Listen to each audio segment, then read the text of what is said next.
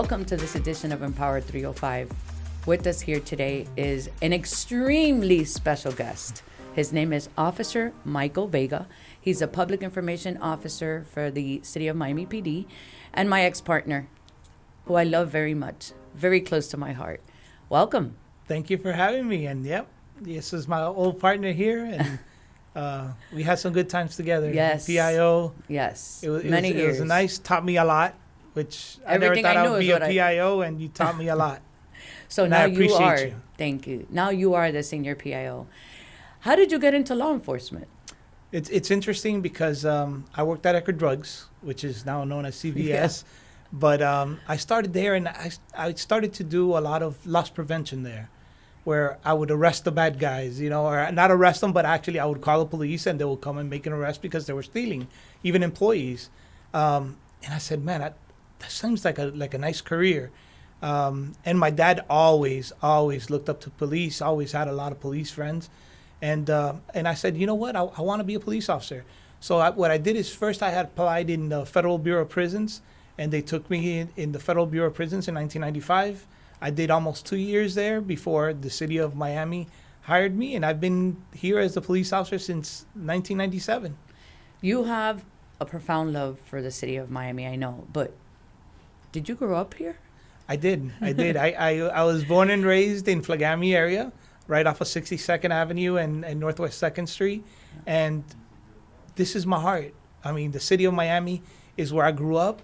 It's everything I've known, and just the fact of being able to police the area where I was born, where I lived, it was awesome. It was a great experience, and something that I can give back to the community is the fact that, hey, I was a part of the community. I lived here. I know this area. You've had a couple of hiccups along the way when you had that big motorcycle crash. Talk to me a little about what that experience was for you. Yeah, so I went into motors. I decided, you know what, let's try motors. I had never driven a motorcycle in my life before I went there. Like me, I had never shot a gun in my life. And I did it, and I'm almost about to finish my training when a vehicle runs a stop sign. And thank God I hit him. He didn't hit me, because if it would have hit me, he would have killed me. I was out for 4 months. My back was all messed up. Had to have surgery in my back.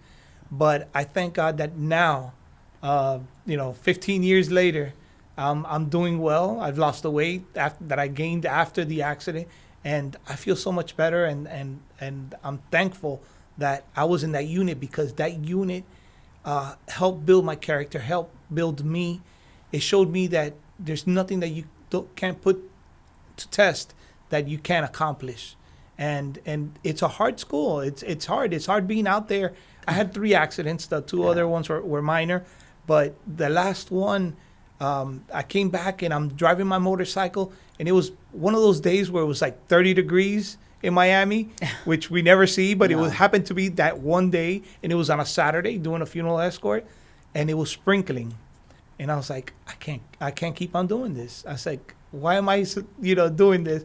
So that's when I decided, hey, you know what? I'm gonna try something different, and I was selected to do the red light cameras, the famous red light cameras in the city of Miami. Yeah. But how do you balance work and those call outs?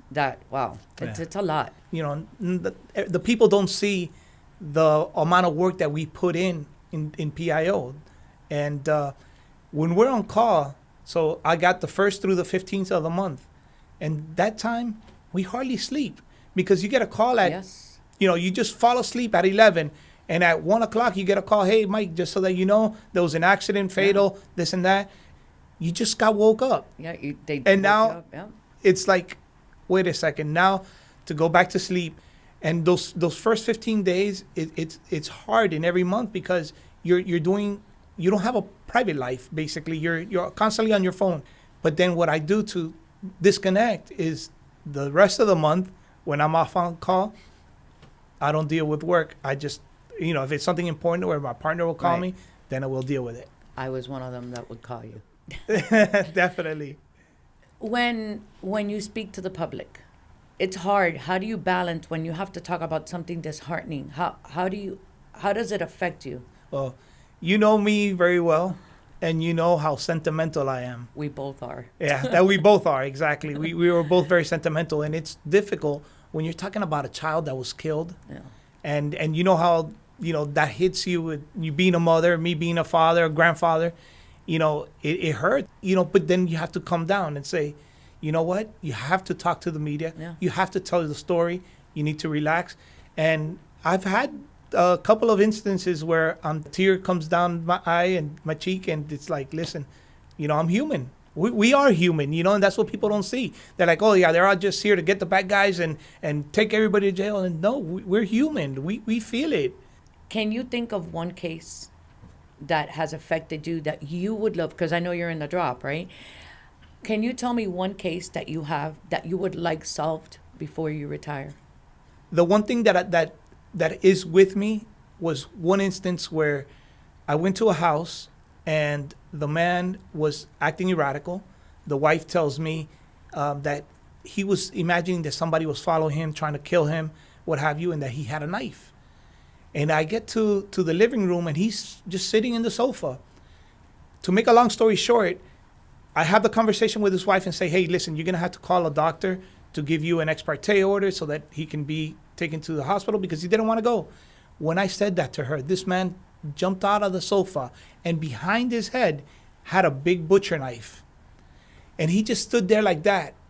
And I remember taking out my gun and thinking that I was going to have to kill this person, because it was a distance of like 15 feet. And we know by our training that within 20 feet, they can stab you by the time you get your first shot out.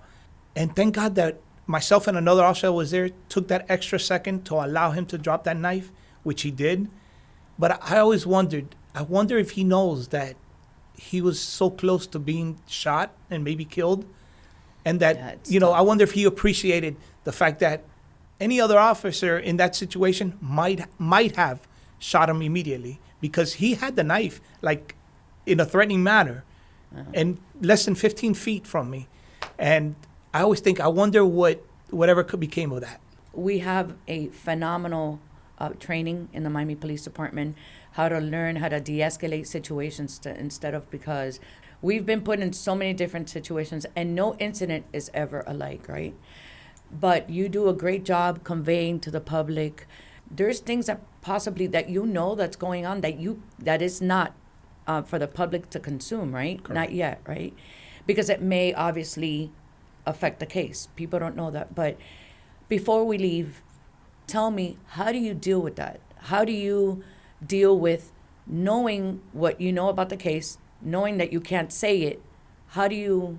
Yeah, sometimes what I tell the detectives that are giving us the information is, don't tell me anything you don't want me to say. And the reason why I do that is because we're human beings.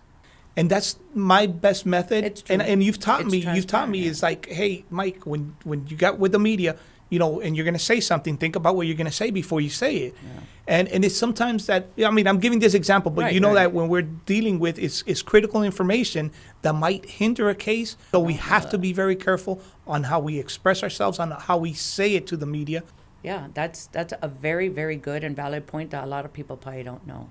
And the only time that we actually get to smile on TV is probably when we do Shop with the Cop, which is one of those great events that the Miami Police Department does. And it's good to show this part of us, Yeah. because you always see us on TV, and what do you see? You see Mike Vega being serious or Kenya Fayad being serious, and in reality, we're always laughing, we're always joking. Yeah. We're just human beings, just We're like human everybody. beings, and people don't know it. So I get calls, oh, my daughter wants to be a police officer just like you, and I'm sure you do too.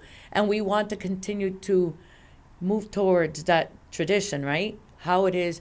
And I tell people, you want to be a City of Miami police officer? Where do you go?